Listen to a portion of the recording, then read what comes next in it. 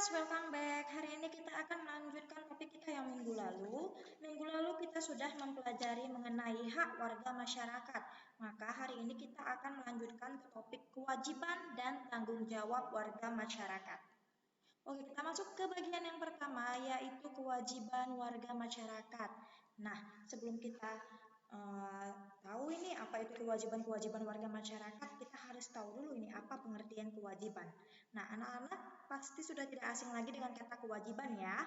Kewajiban adalah sesuatu yang harus kita lakukan, sesuatu yang harus kita lakukan atau kerjakan. Nah, kewajiban ini juga selalu berdampingan dengan hak. Dari hak akan timbul kewajiban. Untuk dapat memperoleh hak kamu harus melaksanakan kewajiban kamu dahulu. Apabila kita tidak melakukan kewajiban kita tidak dapat membuat orang lain atau kita tidak dapat membuat diri kita sendiri untuk memperoleh hak kita. Oleh karena itu, kewajiban dan hak harus berjalan dengan seimbang. Nah, hak dan kewajiban harus berjalan dengan seimbang ini sesuai dengan sila Pancasila pada sila ke. Nah, ini nanti kita akan jawab bersama ya. Nah, kita masuk ke kewajiban warga masyarakat. Kewajiban yang pertama adalah menghormati pendapat orang lain. Nah, jika teman kamu atau keluarga kamu, adik, kakak kamu memberikan pendapat, kamu harus menghormatinya. Kamu harus mendengarkan pendapat orang tersebut. Jangan hanya mau pendapat kamu saja yang didengar, tapi kita juga harus belajar untuk mendengarkan dan menghormati pendapat orang lain. Lalu setelah itu menjaga kebersihan dan keindahan fasilitas umum.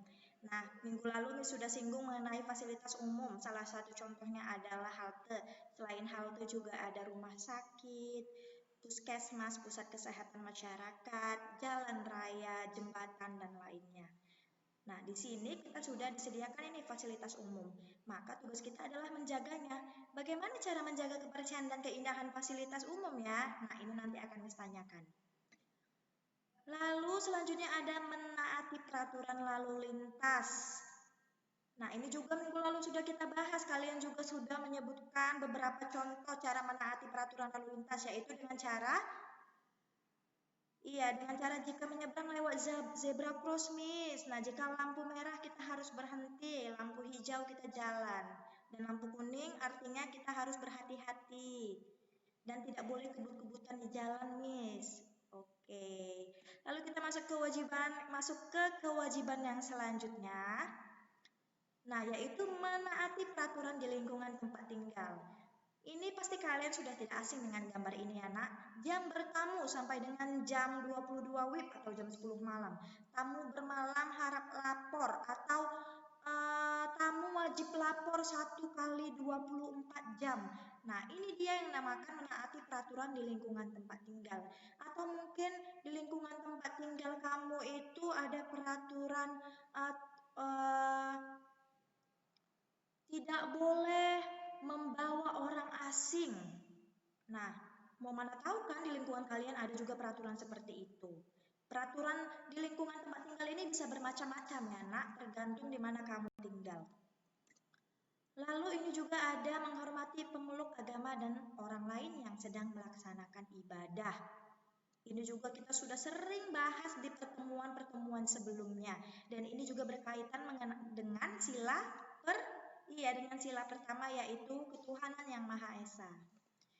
Dan selanjutnya ada kewajiban untuk membayar pajak. Nah, ini kewajiban membayar pajak ini lebih untuk kepada orang tua kamu karena kan kamu masih di bawah umur.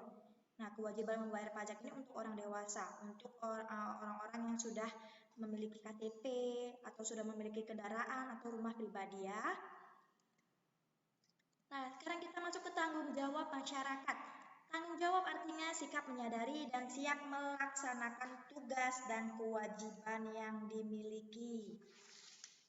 Nah, di sini nak, orang yang bertanggung jawab akan melaksanakan tugas dan kewajibannya dengan kesadaran diri. Dengan kesadaran diri sendiri, tanggung jawab dilaksanakan tanpa perintah atau paksaan dari orang lain. Nah, jika kamu memiliki kewajiban, misalnya kewajiban saya di rumah itu, Miss, adalah menyapu rumah. Nah, Jika kamu sudah bisa melaksanakan kewajiban kamu tanpa diperintah lagi, tanpa disuruh-suruh lagi, itu namanya kamu sudah bertanggung jawab. Contoh selanjutnya adalah, Miss, kewajiban saya sebagai murid adalah mengerjakan tugas-tugas saya, PR-PR saya. Nah, jika kamu sudah bisa mengerjakan tugas kamu tanpa diminta oleh orang tua, tanpa disuruh-suruh guru dulu, itu artinya kamu sudah melaksanakan tanggung jawab kamu. Nah, coba kalian jawab sendiri. Kalian sudah melaksanakan tanggung jawab kalian belum? Atau di sini masih ada yang suka diperintah, disuruh-suruh dulu baru mau melaksanakan kewajibannya? Nah, di sini Miss juga cantumkan trik atau cara agar kita dapat menjadi anak yang bertanggung jawab. Di buku juga ada itu di halaman 47 ya nak. Yang pertama adalah pahami tugas dan kewajiban diri sendiri. Nah, kalau kewajiban kalian adalah menyapu rumah, otomatis kalian juga harus tahu bagaimana cara menyapu rumah. Jangan kalian belum tahu cara menyapu rumah tapi sudah dikasih kewajiban tersebut ya. Nah, pelajari dulu, pahami dulu tugas dan kewajibannya. Lalu setelah itu, disiplin dalam melaksanakan tugas dan kewajiban diri sendiri. Nah, disiplin ini penting. Ya, disiplin ini artinya jika kamu diminta oleh mama kamu menyapu rumah setiap sore, maka disiplinnya kamu setiap sore itu menyapu rumah. Jangan kadang-kadang menyapu rumah itu malam, pagi, bahkan di skip-skip harinya. Oh, hari ini saya sudah menyapu, besok tidak usahlah. Nah, itu contoh dari disiplin. Lalu tidak mengulur waktu dalam melaksanakan tugas dan kewajiban. Tidak mengulur waktu, tidak menunda-nunda. Kalau menunda-nunda apa yang terjadi? Tugas bertumpuk. Misalnya, pagi hari kamu memiliki kewajiban untuk belajar. Lalu siang hari kewajiban kamu adalah misalnya mencuci piring. Lalu pada malam hari kewajiban kamu disuruh untuk belajar lagi. Nah, jika kamu mengulur waktu, pagi tidak belajar, siang tidak mencuci piring, kamu bilang nanti malam saja saya masih bisa cuci piring. Nah, itu tugas kamu jadi bertumpuk, kewajiban kamu jadi bertumpuk.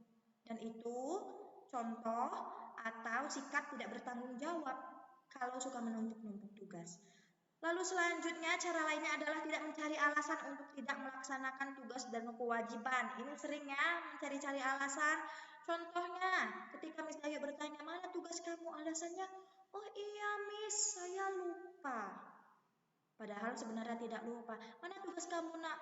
Iya Miss, saya sakit. Padahal sebenarnya kamu tidak sakit.